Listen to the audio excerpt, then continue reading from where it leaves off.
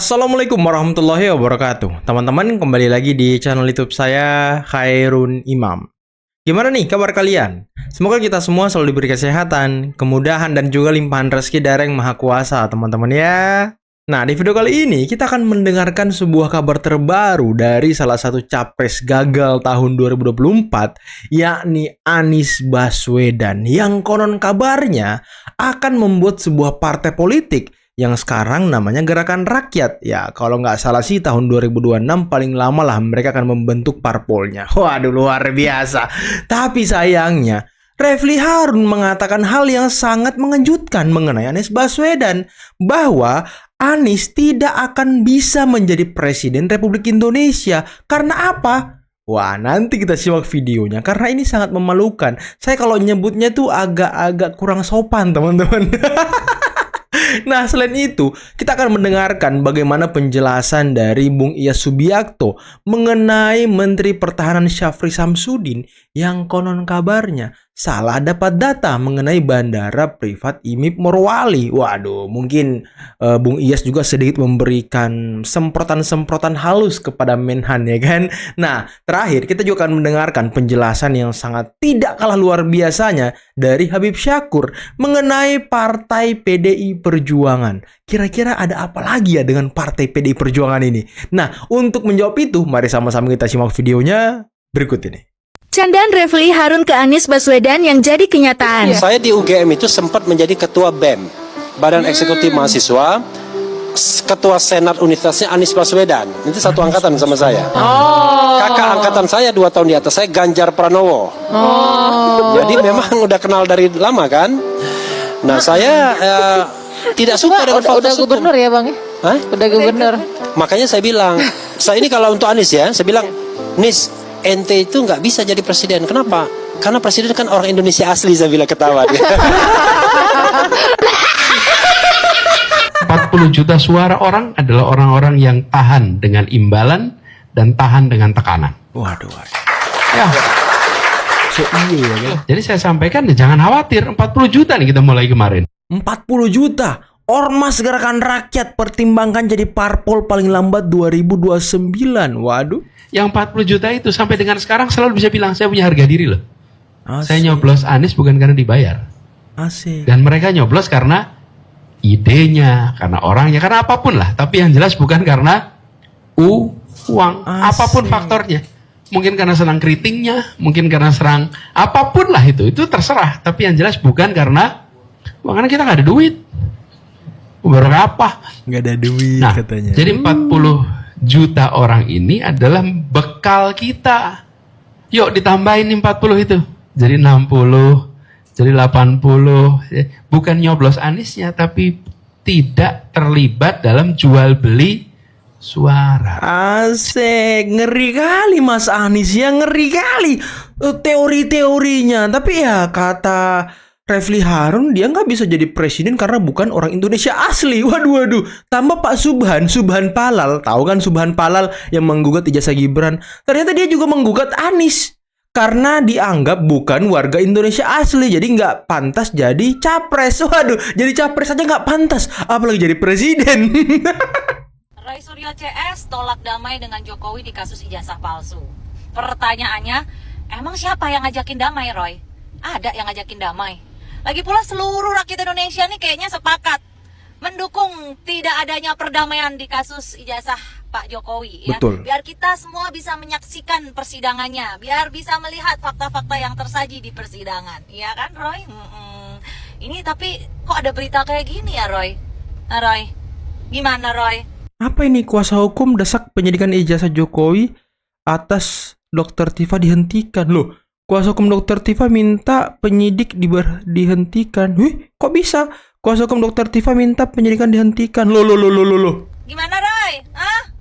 Sebenarnya menunjukkan ijazah itu juga tidak menyelesaikan masalah menurut saya. Karena Tidak menyelesaikan ijazah yang masalah. ditunjukkan itu bisa palsu, bisa tidak juga. Nanti dibantah Betul. lagi. Bisa dibantah lagi. Misalnya ijazah sepertinya asli, tapi ternyata buatan pramuka misalnya gitu ya. Ya, itu kan dalil-dalil bisa juga, mereka tuh begitu tuh. Apa bukti harus dibuktikan juga kan ini palsu atau tidak yang diperlihatkan oleh si penyidik nanti. Kalau seandainya diperlihatkan kan pasti ada lab forensik dan sebagainya untuk menunjukkan bahwa ini memang asli atau tidak. Nanti diperdebatkan lagi nih kertasnya baru atau lama, kemudian jenis kertasnya dan segala macam. Jadi menurut saya diperlihatkan tidak juga menunjukkan selesainya masalah ini gitu, tidak bisa mengakibatkan ini bisa dihentikan atau ini dicabutnya laporan oleh dari pihak teman-teman kuasa Aduh, hukum dari Bang Presiden. Malah Bentar teman-teman. Sebelum kita ke Bang Batman, logikanya begini. Ini kan ijazah Pak Jokowi kan kertas, fisik, ada tintanya, ada stempelnya, kita bisa pegang kertasnya. Kalau itu pun ditunjukkan sama Pak Jokowi ke depan publik dan kata Roy Suryo itu harus diteliti lagi. Pertanyaan saya, ini pertanyaan simple. Apa alat yang akan digunakan Roy Suryo untuk meneliti ijazah Pak Jokowi untuk menunjukkan keasliannya? Apakah di-scan lagi terus diteliti secara digital ataukah dia punya alat untuk melihat kapan kertas ini dibuat, tahun berapa, tintanya tahun berapa, ya kan? Itu kan secara analog forensik seperti itu. Kita bisa tahu kapan kertasnya, kapan tintanya, stempelnya dan lain sebagainya. Itu kan bisa. Dan dibandingkan dengan ijazah yang lain. Kalau tahunnya sama, berarti identik. Dalam artian itu bisa dikatakan sebagai asli. Kalau Roy Suryo, kira-kira apa? Dia punya alat kah? Analog forensik? Atau dia hanya scan terus diteliti lagi secara digital? Ini kan konyol kalau seperti itu metodenya. Ya, sepertinya dia perlu belajar lagi, teman-teman. Jangan ngaku-ngaku ahli kalau metode-metode seperti itu pun dia nggak ngerti gitu ya kan. Orang-orang yang dibodoh-bodohin oleh gerombolan Panji and the Gang yang katanya Times New Roman itu belum ada digunakan 1985. Sini kalian semua. Kalian tahu nggak? Ya, Times New Roman itu dibuat oleh Stanley Morrison dari Inggris pada tahun 1931. 1931. Ya, nah, cari informasinya. Saya ulangi ya. Stanley Morrison membuat font yang namanya Times New Roman itu 1931. Dan itu sudah digunakan ya untuk berbagai keperluan surat menyurat dan surat kabar. Malu kan? Malu kan? Malu. Boleh kita berseberangan ya. Boleh hatimu panas tapi otak dingin. Keren. Kalau punya otak gunakan untuk berpikir. Keren. Ya. Jangan kalau udah nggak suka tuh udah mati otak kita. Jangan begitu ya. Kita harus objektif. Salam akal sehat. Salam akal Hidup sehat, Jokowi. Bang. Hidup Jokowi. Jangan pernah kau cabut laporan itu, ya. Jangan pernah kau cabut laporan terhadap saya di Polda. Kau jangan cabut. Kau ingat itu, Mikael ya. Jangan pernah kau cabut dan kita akan tempur. Ya, kalau terbukti laporanmu itu bahwa tidak terbukti atau palsu, kau akan diseretkan oleh kami. Ya, apa yang kami seret sudah pasti langkah hukum yang kami akan sikat balik kepada Anda. Ya. Tidak ada ampun lagi kali ini ya. Kau ingat, itu hari kau menghina saya, ya, kemudian menghina ekonomi, bawa-bawa rasis, kau pernah tanya dalam konten kau, Irjan itu agama apa dan sebagainya. Itu sudah sara dan rasis yang sangat luar biasa. Yang itu sebenarnya saya sudah bisa proses kalau lebih awal waktu itu. Hanya karena saya kasihan dengan kau, karena kau masih mau eksis, ya. Saya kasihan ya, masih punya rasa kemanusiaan di hati saya terhadap kau ya. Tapi kali ini kau laporkan. Silakan. Pertempuran dimulai ya. Kau tahu, saya walaupun keras seperti ini, tapi masih punya hati. Bukan berarti dengan kau melaporkan saya takut. Tidak. Justru saya bilang kau jangan mencabut laporan itu. Ya, kau jangan mencabut laporan itu. Jangan pernah kau cabut ya. Saya peringatkan kau, saya ultimatum kau Mikael, kau jangan pernah cabut laporan itu. Kita siap tempur. Segala pembuktianmu dari awal sampai dengan titik terakhir, saya akan tempur dan akan melawan kau. Ya, kita lihat siapa yang akan dipenjarakan. Ya. Wow. Perseteruan mengenai ijazah Pak Jokowi sepertinya makin melebar, teman-teman. Kemarin, Michael Sinaga, Rismon, dan kawan-kawan yang melaporkan Irjan Mosato dan juga Andi Azwan. Tapi Bang Irjan Mosato sudah mengkonsolidasikan ini dengan tim hukumnya yang dari Indonesia Timur. Wah, ini akan menjadi pertarungan hukum yang sangat luar biasa, teman-teman. Dan tentu kita dukung Bang Irjan Mosato. Kita dukung. Bui, penjarakan. Michael Sinaga. Waduh, kita tunggu ya. Kita tunggu teman-teman. Kita tunggu kelanjutan kasus dari Bang Irjan Mosato versus Michael Sinaga. Kita harus tetap berdiri di belakang Bang Irjan, mensupport, memberikan dukungan moral, dan kalau beliau butuh dukungan yang lain ya kita bantu teman-teman. PDI Perjuangan itu tidak konsisten terhadap konstituennya. PDI Perjuangan itu banyak mengabaikan konstituennya. Mesin-mesin partai di daerah tidak dibiarkan untuk berjalan, dijalankan oleh anak ideologis Bung Karno. Banyak politisi betul loncat. Banyak mantan bupati sebagai mantan narapidana narapidana korupsi dipergunakan lagi oleh PDIP. Oleh PDIP. Contoh, komitmen PDIP tidak untuk melaksanakan politik dinasti itu diabaikan. Saya pernah kritik Bengkalis. Bengkalis itu mantan bupatinya mantan napi korupsi. Bupatinya ini istrinya sendiri. Anaknya itu dijadikan ketua dewan. Wow. Terpilih sebagai ketua dewan. Anaknya sendiri diupayakan untuk masuk terpilih sebagai ketua DPC PDIP. Dalam aturan partai itu tidak boleh dan dilarang.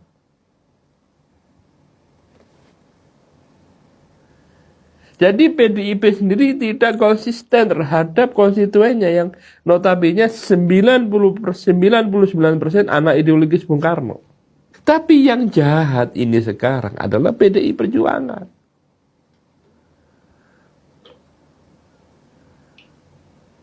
Mereka menunggangi ini hanya untuk satu, hantam Jokowi. Lihat nanti di dalam reuni itu yang dibahas adalah kasus ijazah palsu. Kasus ijazah palsu. Yang Reuni dibahas 212 adalah makzulkan Gibran. Saya bicara seperti ini, saya tidak punya kapasitas apapun. Dan saya tidak dibayar oleh siapapun. Dan saya membahas reuni 212 dari tahun ke tahun, tidak punya kepentingan apapun. Saya tidak kepingin yang namanya reuni persaudaraan Islam ini ditunggangi oleh politisi-politisi jahat. Ditunggangi oleh partai-partai jahat yang jahat terhadap Islam. Ini 100% ditunggangi. Ya kita berdoa mudah-mudahan reuni 212 ini persaudaraan ini benar-benar murni, ikhlas, tanpa motivasi politik, tanpa berbicara tentang ijazah palsu Jokowi, tanpa berbicara tentang makzulkan Gibran. Karena yang jahat ini yang nunggangi adalah apa? Partai politik dan ex-HTI. Nah, yang sekarang lagi viral juga terus berkelanjutan sampai hari ini juga saya baca itu soal Bandara Morowali. Jadi ada statement dari Menhan Pak Sapri Samsudin yang sebegitu digoreng orang jadinya kan. Mungkin niatnya tidak seperti itu, tapi karena penyampaiannya juga terlalu tergesa-gesa sehingga digoreng macam-macam. Jadi ada anggota DPD yang seolah-olah jadi pahlawan. Banyaklah ya di media sosial tuh biasa seperti itu, ada kepentingan ya. Apakah ini sambungan dari setelah selesai ijazah tidak mencapai target terus digeser ke situ, kita nggak tahu. Tapi tidak sepertinya tidak gitu, karena Pak Sapri Samsudin sendiri kan orangnya Pak Prabowo. Jadi buat apa membuat keributan seperti itu? Cuma saya menyayangkan karena tipikalnya jadi sama seperti yang lain-lain. Meletup aja dulu ngomong, habis itu nanti diam-diam hilang atau minta maaf. Ini sebenarnya kelasnya Pak Sapri harusnya tidak seperti itulah, gitu kan. Tapi kalau kita lihat trennya sekarang kok jadinya hampir sama, gitu kan. Bandara itu kan memang ada bandara domestik, internasional, dan bandara khusus. Sudah nggak pernah kita bahas di sini, nggak perlu dibahas karena Alvin Lee sudah menjelaskan dengan gamblang karena dia juga kan pengamat penerbangan internasional gitu kan. Belum lagi dari Menteri Perhubungan dan sebagainya. Ini harusnya diselesaikan. Jadi jangan di ranah-ranah sosial gembar-gembor seperti ini. Kelasnya jadi kayak kelas apa ya? Kelas bacotan kayak gitu. Saya kasihan Pak Prabowo terus terang. Jadi kok menterinya jadi kena aura yang sama gitu. Ngomong asal ngomong, datanya nggak ada gitu kan. Ini kan jadi apa ya? Negara dalam negara dan sebagainya digoreng orang, Pak Sapri. Anda kan tahu sekarang ini kan semuanya serba menggoreng sana menggoreng sini. Tujuannya semuanya ke Pak Jokowi gitu kan. Apa sekarang ini nggak disalahkan Jokowi? Ini banjir juga salah Jokowi nanti. Macam-macam. Pokoknya yang salah itu pasti Jokowi gitu. Nanti digigit nyamuk salah Jokowi gitu kan.